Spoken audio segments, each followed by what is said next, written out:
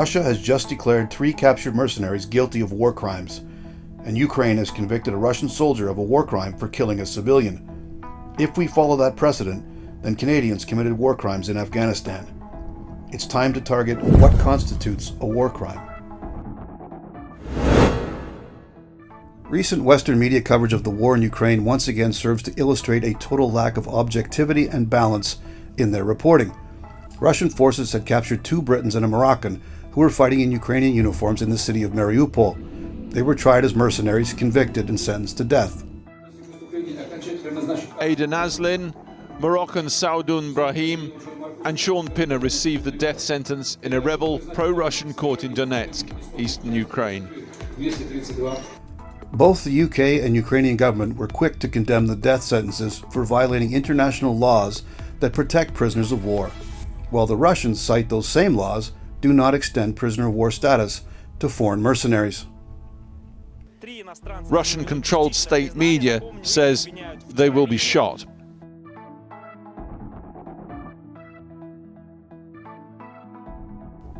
The fact that both Britons had previously volunteered and fought against Daesh, aka ISIS or ISIL, in Syria, would lend some credibility to Russia's claim that they are indeed soldiers of fortune. In the West, we justifiably regard Putin's invasion of Ukraine as an illegal aggression against a sovereign state. Scores of Canadians are among those now enlisted in the Ukraine Foreign Legion, and they have the Trudeau government's assurance that they will not be prosecuted under Canadian law, which prohibits citizens from fighting in foreign wars. However illegal Russia's invasion may be, you can bet that Putin's loyal henchmen view these foreigners in Ukraine killing Russians as a threat to their national security. When the US illegally invaded and occupied Afghanistan and Iraq, there were indeed waves of foreign fighters, Islamic fundamentalists, who heeded the call for jihadists to combat the American infidels. For those volunteers, captured by US forces, there was no question about offering them prisoner of war status. They were deemed to be illegal combatants. The same was true of local Iraqis and Afghans who resisted the US occupiers. For those thousands of Afghans held at Bagram Air Base and Iraqis at Abu Ghraib, their only crime was to resist a foreign occupier. None of these prisoners were offered the prisoner of war rights as stipulated under the Geneva Convention. If the Putin spin doctors were clever, they would simply copycat the US by labeling captured foreign fighters illegal combatants, clothe them in orange jumpsuits, and ship them to some island off the coast of Russia.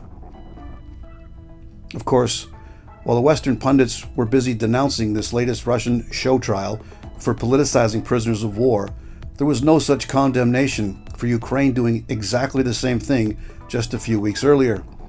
A tribunal in Kyiv found Russian Sergeant Vadim Shishimaran guilty of a war crime for the deliberate murder of 62-year-old Alexander Shelipov, a Ukrainian civilian.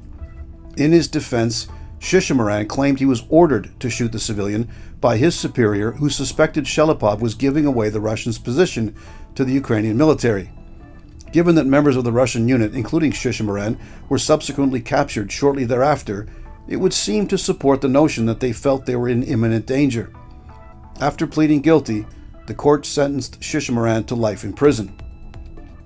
I would agree with the Ukrainian judge's finding that deliberately killing a civilian violates the rules and customs of war. However, one does not have to look too far back in Canadian military history to realize that the fog of war often blows thick in the heat of battle.